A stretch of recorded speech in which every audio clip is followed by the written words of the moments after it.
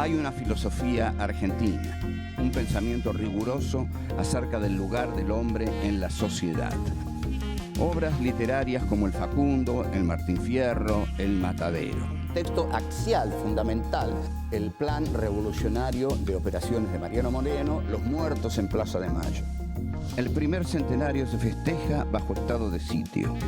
Las cartas a Lavalle deciden el fusilamiento de Dorrego.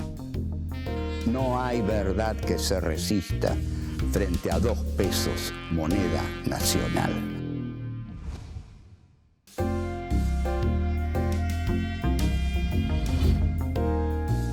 Encuentro 9. La generación del 80. 1. El poder de Buenos Aires. 2. La conquista y la idea de progreso. 3. El conventillo. 4. Sin rumbo y el desengaño de un Dante. Se conoce como generación del 80 a las élites intelectuales y dirigentes de la Argentina que llevaron adelante el proceso de modernización y organización nacional a partir de la década de 1880. Su predominio se extendió hasta 1916, año de los primeros comicios bajo la ley Sáenz Peña.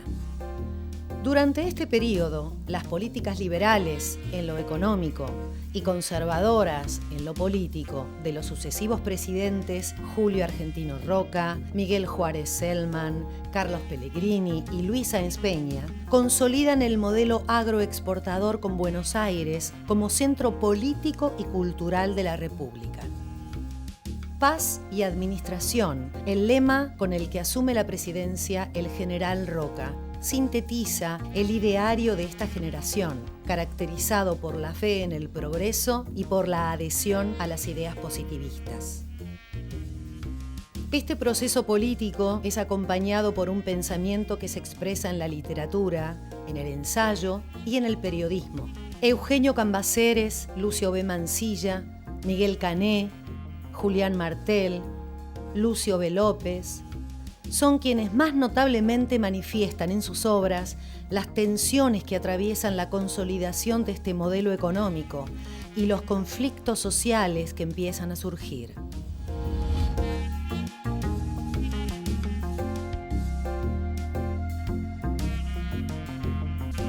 Este es nuestro encuentro número 9 y vamos a ocuparnos de la generación del 80. Este es un tema álgido, caliente, sobre el cual se discute mucho. Para algunos, la generación del 80 ha sido la gran generación que fundó el país, y para otros, entre los que me voy a permitir contarme, la generación del 80 no fundó nada. Ya vamos a ver por qué, porque todo lo que digo trato de fundamentarlo. Pero ¿de dónde venimos? Venimos del Martín Fierro, de José Hernández. Ustedes habrán visto en el Martín Fierro la presencia sólida de un pensamiento nacional. Por eso es este curso que estamos dando, porque hay un pensamiento nacional. Porque cuando Fierro dice yo abriré con mi cuchillo el camino para seguir, esa frase es un gran pensamiento.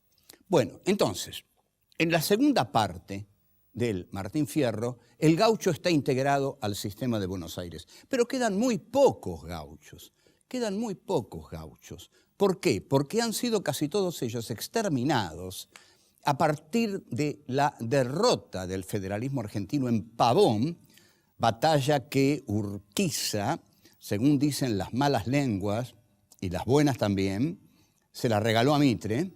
Y a partir de ahí Mitre emprende lo que se llama una guerra de policía en el interior, termina con el Paraguay, termina con los gauchos del interior mediterráneo, Urquiza con el gauchaje del interior mesopotámico, no hace nada, es un socio menor de Mitre, o sea que el poder se centraliza en Buenos Aires, donde ya nunca dejará de estar centralizado.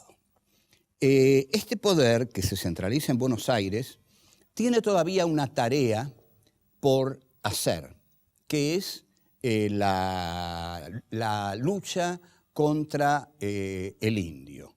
En este sentido, Julio Argentino Roca, el gran general de la década del 80, emprende la llamada conquista del desierto. ¿Qué es la generación del 80? Bueno, son unos cuantos dandis pertenecientes a las clases altas, cuya educación entre 1863 y 1870 es lo que narra Miguel Cané en ese adorable libro llamado Juvenilia, que todos hemos leído en la escuela, y que narra la educación a manos de Amadeo Jacques de la élite de la generación del 80. La generación del 80 va a tomar como filosofía propia una filosofía europea. Es decir, la filosofía positivista que nace en 1831 con el curso de filosofía positiva de Auguste Comte. ¿Y qué dice la filosofía positivista? Bueno, lo voy a decir contundentemente. El positivismo tiene como tarea fundamental justificar el orden establecido. ¿Por qué? Porque el positivismo es una filosofía que dice, lo que es, es. Lo que es, es. Los hechos son lo que son y no pueden ser otra cosa. Si lo que es, es. Y si los hechos son lo que son, quiere decir que nada puede cambiar. En consecuencia, la generación del 80 adopta la filosofía positivista porque cuando una clase social llega a la plenitud de su dominio sobre las otras, congela la historia. Esto es lo que hizo Francis Fukuyama cuando cae el muro. Cuando cae el muro, el neoliberalismo se adueña de la historia, entonces viene Fukuyama y dice, la historia concluyó. Bien, el positivismo es adoptado por la generación del 80 justamente para decir, la historia concluyó, digamos, los gauchos no están más, los negros los mató la fiebre amarilla, murieron en la guerra del Paraguay, a los indios los liquidó Roca, ahora estamos nosotros, la generación del 80, y nuestra filosofía es la filosofía positiva, es decir, la filosofía que postula el progreso, pero no el progreso que transforma y cambia las cosas, sino el progreso dentro de un mismo orden social y económico. No un progreso que cambie estructuras sociales, económicas, no, un progreso que es el progreso de la clase dominante de ese momento. La generación del 80 es la clase dominante que a partir de 1880 se adueña de Buenos Aires, se adueña de las finanzas, se adueña de la bolsa. Es una clase timbera que en el gobierno de Juárez Selman incurre en corrupciones que solo la República volverá a ver en la década, digamos, brillante y horrorosa del emperador Carlos Saúl Menem, y Juárez Selman efectivamente dedica el país a la timba financiera.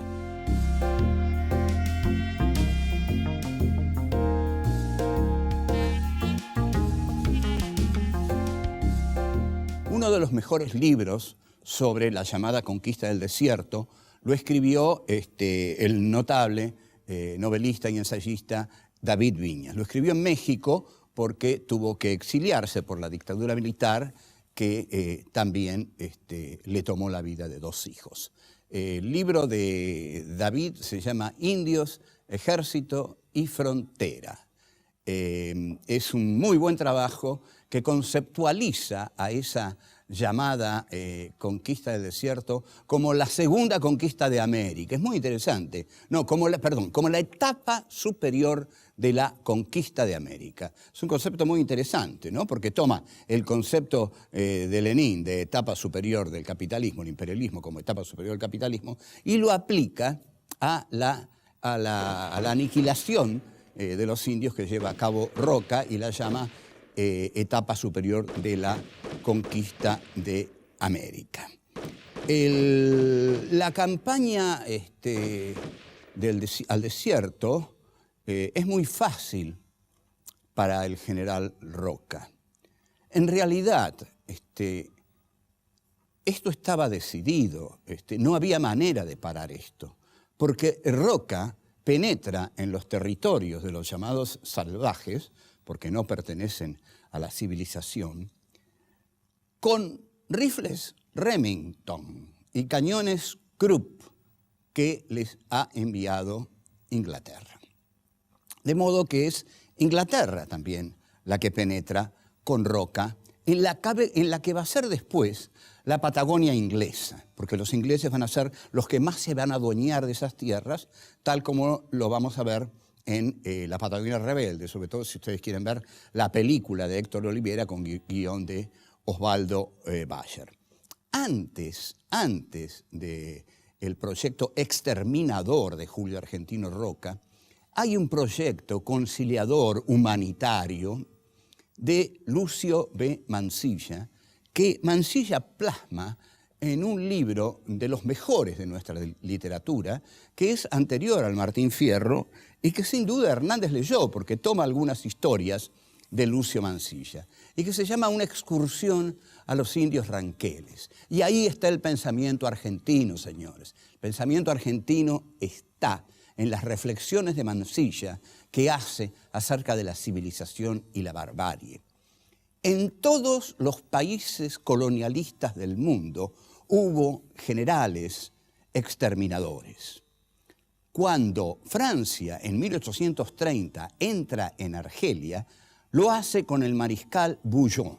El mariscal Bugeaud era un exterminador que apenas entra en Argelia, quema vivos a 500 argelinos solo para mostrarles a qué está dispuesto.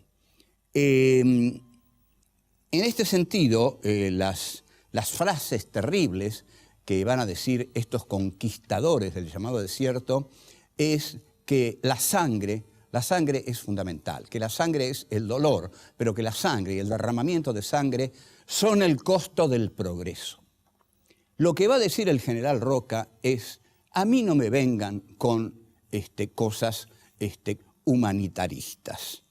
Yo necesito conquistar el desierto porque esas tierras tienen que estar en manos de la oligarquía argentina. Y yo represento a la oligarquía argentina, porque represento el poder de Buenos Aires. Soy el general que va a exterminar a los pueblos salvajes, que son salvajes porque están fuera de la civilización.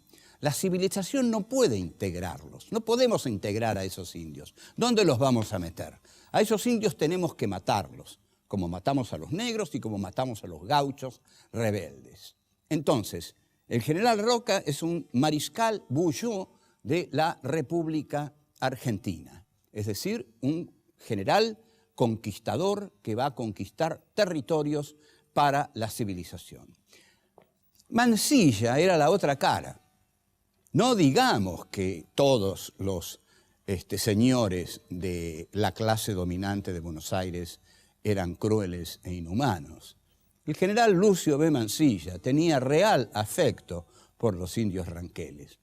Algunos dicen que Mansilla iba a los ranqueles como iba a París, porque Mansilla era un dandy, un señor al que le gustaba vestir bien, pero escribía muy bien y escribió ese hermoso texto, lo recomiendo con pasión, que es Una excursión a los indios ranqueles, donde Mansilla plantea incorporar a los indios, no exterminarlos. Esta hubiera sido otra historia, sobre todo para los pobres llamados salvajes.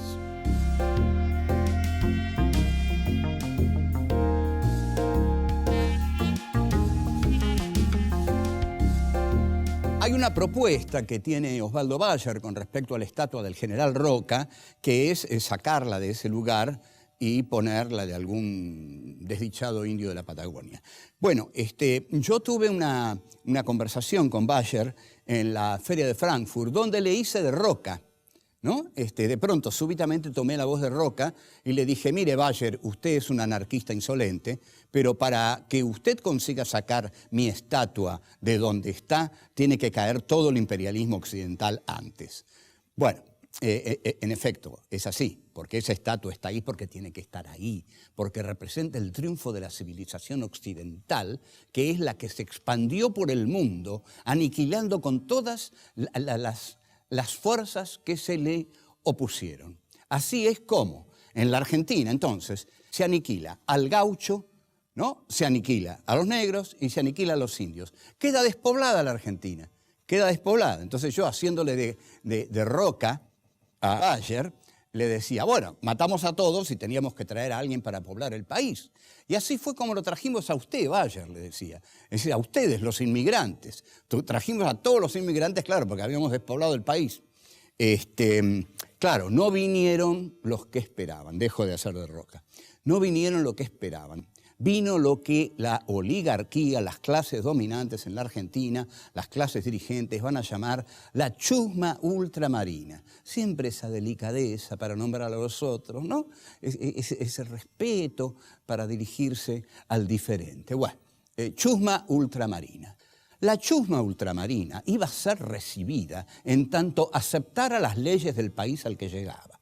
Las leyes del país al que llegaba no eran piadosas. Ante todo, llegaban al hotel de inmigrantes. Y en el hotel de inmigrantes había un enorme cartel que decía, sépalo, usted llega a un país en el cual, como en todos lados, hay vencedores y vencidos. No será la primera vez que duerma en el suelo, así que hágalo esta noche y todas las que sean necesarias. Así se recibían a los inmigrantes.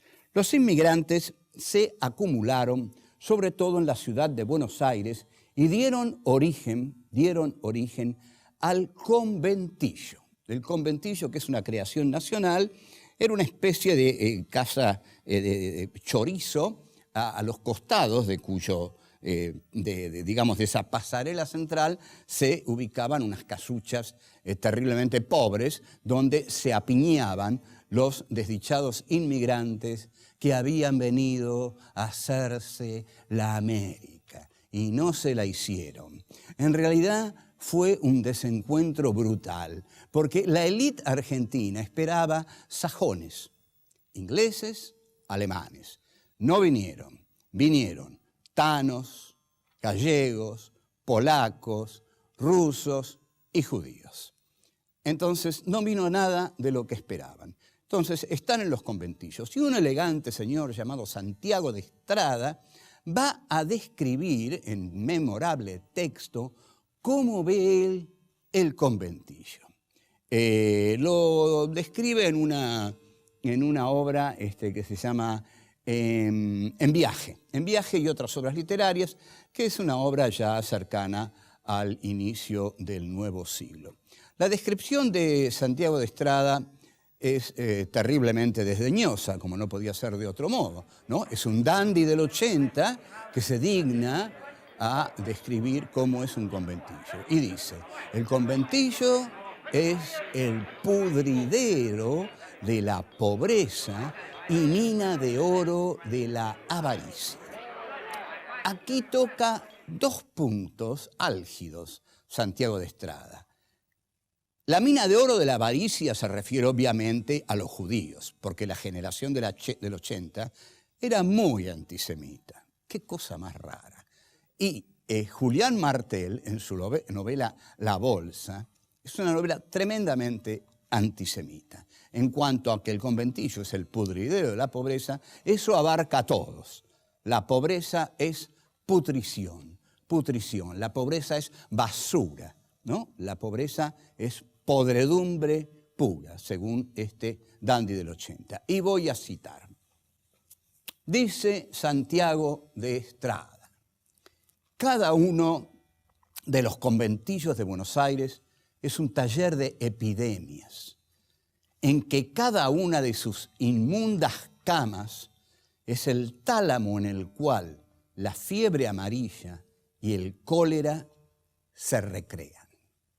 O sea, taller de epidemias. Así llama al lugar donde viven aquellas personas que llegaron a la Argentina a hacerse en América y a trabajar para las clases dirigentes, ¿no?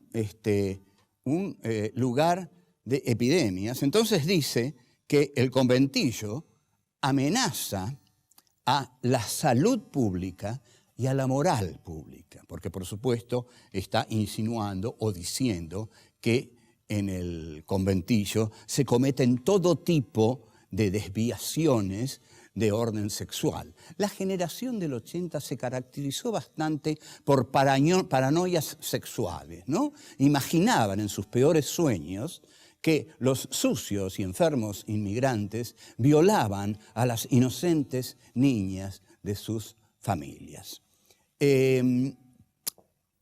Lo que exige Santiago de Estrada, como exige todo buen burgués, es seguridad.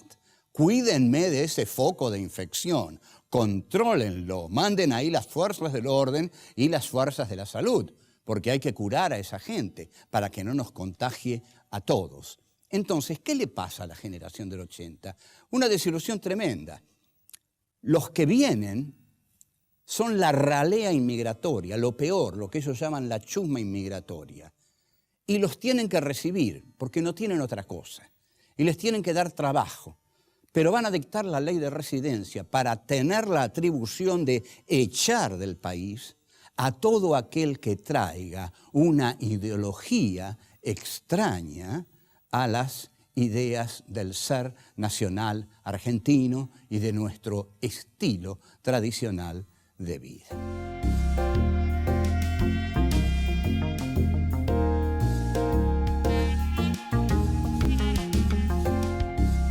Los hombres de la generación del 80 tenían la pretensión de ser literatos.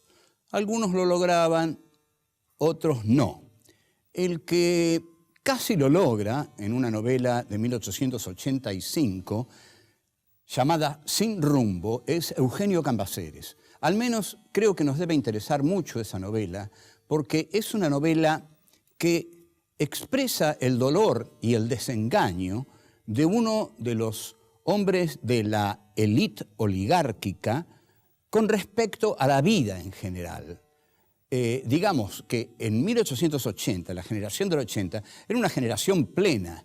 Se inauguraba el granero del mundo, la Argentina surgía al mundo, dirigida por ellos. Entonces, ¿cómo uno de ellos iba a permitirse la sombría desesperación de escribir una novela acerca de temas tan oscuros, tan negativos, que negaban ese futuro brillante que estaba entregado a la Argentina, que esperaba por la Argentina, porque el futuro era visualizado como un horizonte luminoso hacia el cual la Argentina necesariamente iba. Bueno, para Cambaceres, en Sin rumbo, no.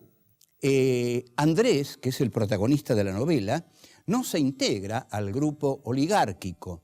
Tiene un romance con una cantante italiana a la que, de paso, Cambaceres desprecia, como desprecian a los italianos, y tiene una hija. Y también tiene conflictos con algunos de los peones de sus estancias, sobre todo con uno. Pero de pronto, todo se quiebra, todo se trastoca, todo se vuelve sombrío, porque la hija adorada de Andrés se enferma. La niña muere y Andrés, un dandy del 80, entra en profunda desesperación, tan profunda desesperación, que descuelga de la pared un cuchillo de caza y se hace el harakiri. Pero la descripción, y lo tengo que decir porque es así, además es notable porque es así, se abre la barriga en cruz, pero no muere todavía. Entonces se toma los intestinos y se los arranca. Y Cambaceres describe, ante todo describe lo que él dice. Él dice, vida, perra, puta, yo te arrancaré de cuajo. Y ahí se arranca los intestinos. Entonces Cambaceres no se priva de describir que la materia fecal que surge de ese cuerpo cae sobre todo el ámbito y hasta sobre el cuerpo de su hija. O sea que él injuria, ensucia al cuerpo de su hija amada con esa muerte desmedida, realmente, una muerte espectacular, así, desesperada, tan desesperada que no tiene mesura. Este hombre evidentemente no cree en la Argentina del 80, no cree en el progreso, no cree en esa imagen que la Argentina del 80 tiene de sí misma. No cree que el futuro es un camino dorado hacia el cual la Argentina va en un tren de oro hacia un horizonte de plenitud. En realidad, lo que siente es que va a haber muchos inconvenientes, quizás que ese país va al fracaso porque ha vivido demasiado de la abundancia fácil. Quizás lo que siente es que su generación no está construyendo el país, sino que está gozándolo, disfrutándolo y se siente solo y muere su hija. En consecuencia, sus esperanzas se hacen añicos. Quizás este hombre está viendo que el granero del mundo se va a destruir con el crack de Wall Street, que el modelo agroexportador de la generación del 80 va a destruirse.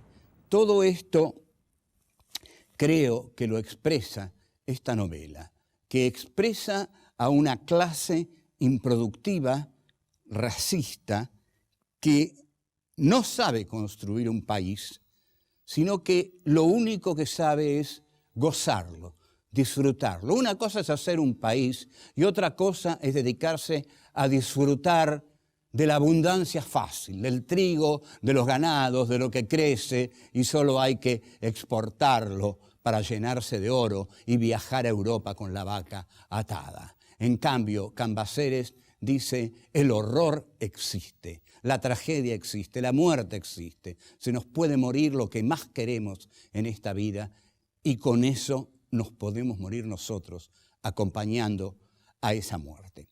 Una excepcional novela, atípica y digna de ser leída porque echa sombras en un mundo de luces excesivas. Hasta luego.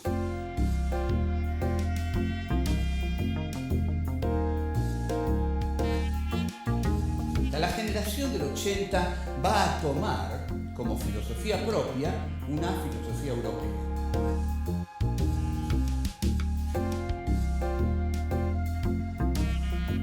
El positivismo tiene como tarea fundamental justificar el orden establecido.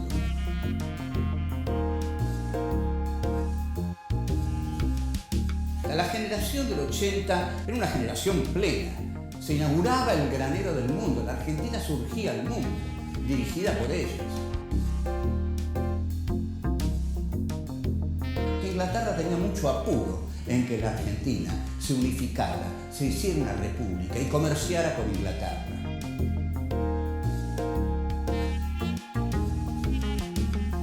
Vida, perra, puta, yo te arrancaré de cuajo.